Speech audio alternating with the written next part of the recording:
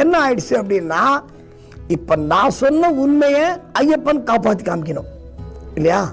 ஏன்னா இந்த கடைக்காரன் நம்ப மாட்டேங்கிறான், ஐயப்பன் பின்னாடி வரல. இப்போ ஐயப்பனோட 2-in-1 வேலை என்னன்னா, நானும் ஐயப்பன் யாருன்னு தெரிஞ்சுக்கணும், அந்த கடைக்காரனும் ஐயப்பன் யாருன்னு தெரிய வைக்கணும். அதுதான் ஐயப்பனோட நோக்கம். கண்ட ஏதோ இல்லடா இங்கதான் கழுதி இருந்தது அப்படின்னு ஒரு ஆங்ஸைட்டியோட பார்க்குறேன்.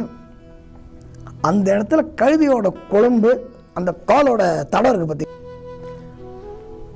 ஐயப்பனை தான் விட்டுட்டோம், ஐயப்பனோட காலடியை பிடிச்சிக்கலாம்ல. அந்த இடத்துல நானும் என் ஃப்ரெண்ட்ஸை நமஸ்காரம் பண்ணி கதறி அந்த மண் எடுத்து நெத்தியில் இட்டுனாங்க. இது அந்த கடைக்காரன் பார்த்தாங்க. இப்படி வந்து பார்க்குறான், பார்த்து ஆடி போய் அவன் சொன்ன ஒரு வார்த்தை, சுவாமி நில்லு சாமி, நான் நமஸ்காரம் பண்ணுறேன்னு சொல்லிட்டு என்னை நமஸ்காரம் பண்ணிட்டு, சாமி நீங்களை ஐயப்பனை கண்டு சாமி அப்படின்னு சொன்னான்.